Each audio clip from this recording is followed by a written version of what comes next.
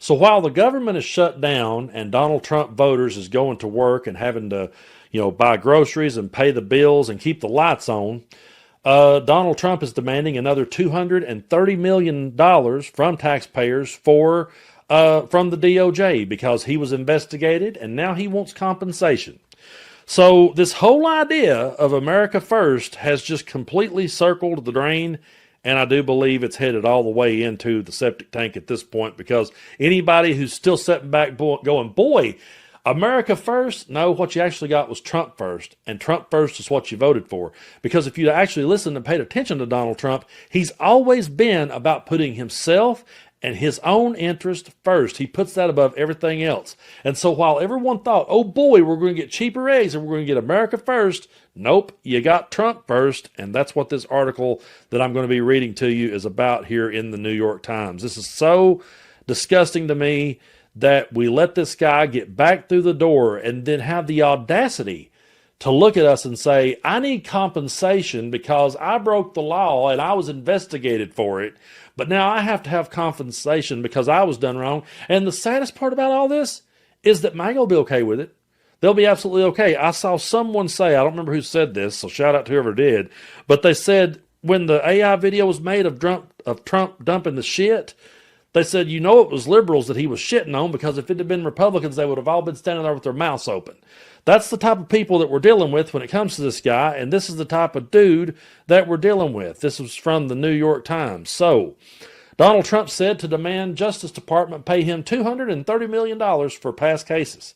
Senior department officials who were defense lawyers for the president and those in his orbit are now in jobs that typically must approve any such payout, underscoring potential ethical conflicts. Well, since when does ethics mean anything to Donald Trump? He has no respect for the rule of law or anything that the way our country is ran, so I don't know why anyone is really shocked by this, but Donald Trump is demanding that the Justice Department pay him $230 million in compensation for federal investigations into him, according to people familiar with the matter, who added that any settlement might ultimately be approved by senior department officials who defended him or those in his orbit. The situation has no parallel in American history, as Mr. Trump, a presidential candidate, was pursued by federal law enforcement and eventually won the election, taking over the very government that now will review his claims. It's also the starkest example yet of potential ethics conflicts created by installing the president's former lawyers atop the Justice Department. Mr. Trump submitted complaints through an administrative claim process that often is the precursor to lawsuits. So the first claim, lodged in late 2023, seeks damages for a number of purported violations of his rights, including the FBI and special counsel investigation into the Russian election tampering and possible connections for the 2016 Trump campaign, according to people familiar with the matter. They spoke on the condition because the claim has not been made public. Now, the second complaint is filed in the summer of 2024, accuses FBI of violating Trump's privacy by searching Mar-a-Lago, his club and residence in Florida, in 2022 for the classified documents. That, by the way, he took with him and wouldn't give back, so it wasn't like that they just randomly pulled us out of their ass. It also accuses the Justice Department of malicious prosecution and charging him with mishandling sensitive records after he left office. Asked about the issue at the White House after this article was published, the president said, I was damaged very greatly, and any money I get, I would give to charity. I have a big ocean back here in East Tennessee. I'll be glad to sell anybody that believes that line of horse shit. So he added, I'm the one. Now get this, I'm the one that makes the decision, and that decision would have to go across my desk, and it's awfully strange to make a decision where I'm paying myself. No, it's not. No, that's the type of decisions he's been making his whole life, is paying himself, because he never worked an honest day in his life. He never walked down a dirt road. He doesn't have calluses on his hands. He's never had sweat on his brow. He's never got on his knees and crawled back in a dark mine and dug coal. He's never drove a truck for a living. He's never worked on a loading dock. He's never drove a forklift. He's never done anything that any of it. He can't relate to anybody. That's why he says groceries is an old-fashioned word. Why does he say that? Because he never had to worry about buying them.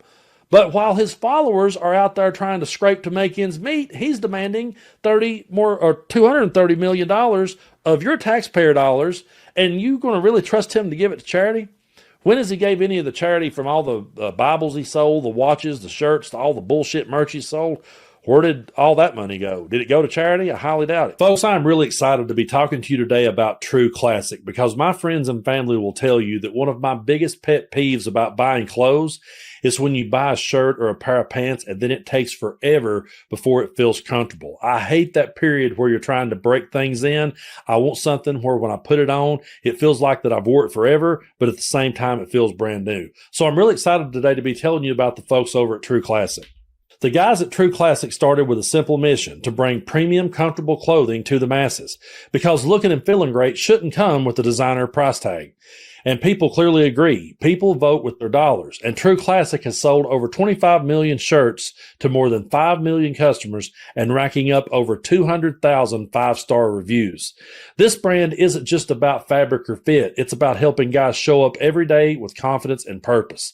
Their shirts fit where they should, they feel incredible, and they won't break your bank. You get that tailored look without sacrificing comfort or blowing your budget. Now, folks, I'm not necessarily the kind of guy that sits around talking to his friends about where to go buy clothes. But when I discovered True Classic, I was telling all of my friends, you have got to try this on for yourself because when you do, it will feel like you've worn this shirt forever and it will feel like you went to a shop and had it tailor-made. There's no stiff fabric and you're not constantly trying to pull and adjust and make sure that it fits. It feels this way the minute you put it on. So forget overpriced designer brands. Skip the cheap throwaway stuff. True Classic is built for comfort, built to last, and built to give back.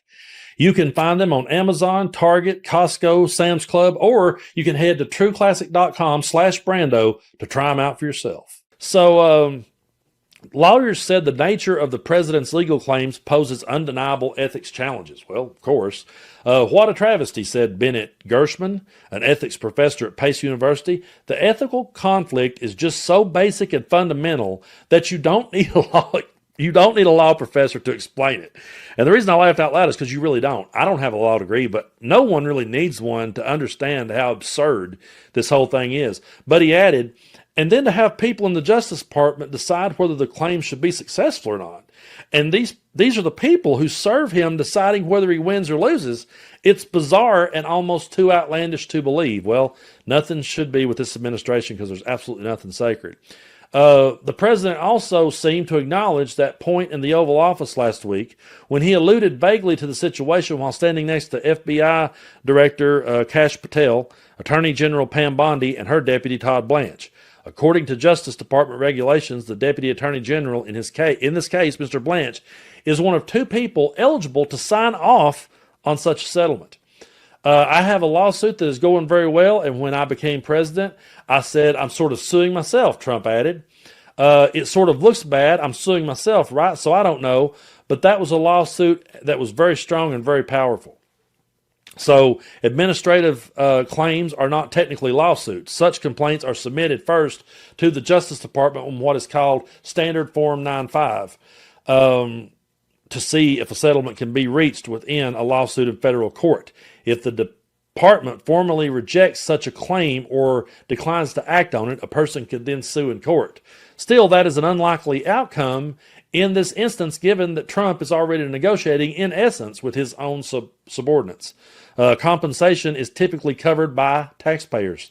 Two people familiar with the president's legal claims said that he had not been paid by the federal government, but that he expected to be.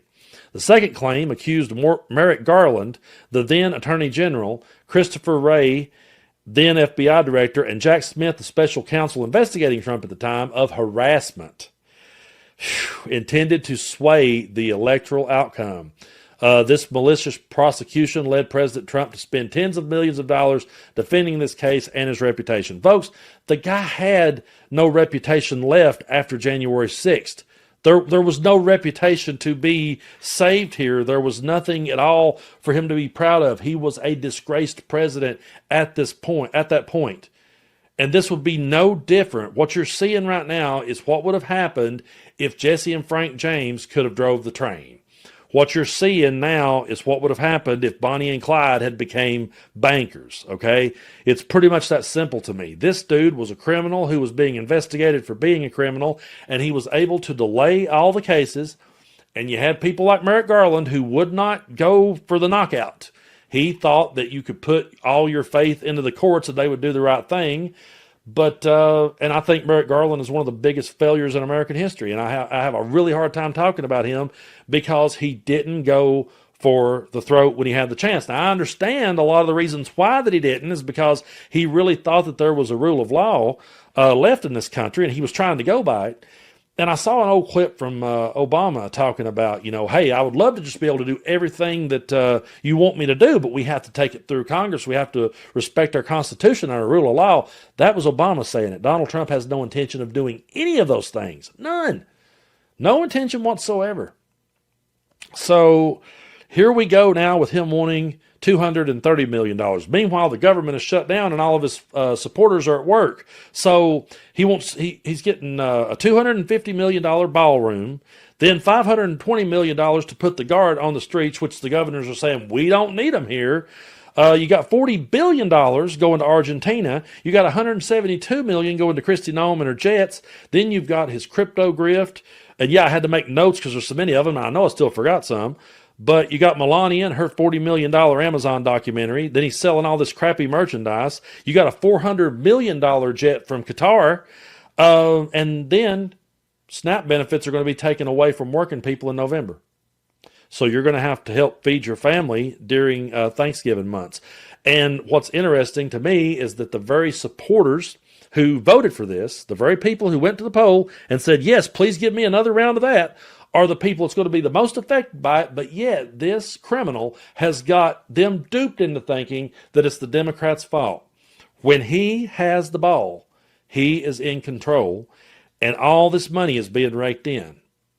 So, to everybody that ever said, boy, if we just had all that money back we sent to Ukraine. Imagine if you had all this money that Donald Trump is pulling right away from your pocket and shoving right in his own fat face. So yeah, I mean, I don't know how much more blatantly this guy could screw his audience over and them accept it and think it's a Democrat's fault. But I tell you what, man, being a Republican politician these days has got to be, or a Republican influencer, has got to be the easiest job known to man, because all you got to do is just say anything you want to say in this world, and you don't have to do anything else. Just say a bunch of shit, break every rule in the book. I don't have to abide by that, and just keep on moving. It's absolutely ridiculous that we're here, and to everybody, we're going into the holidays, so it's going to be hard times for everybody. MAGA will never understand that we were trying to fight for them too. They'll never get that part. But do what you can to help your neighbors, because not everybody asked for this, and not everybody realized exactly what they were getting, because a lot of uninformed people showed up to vote thinking, I'm not voting for that, and they were.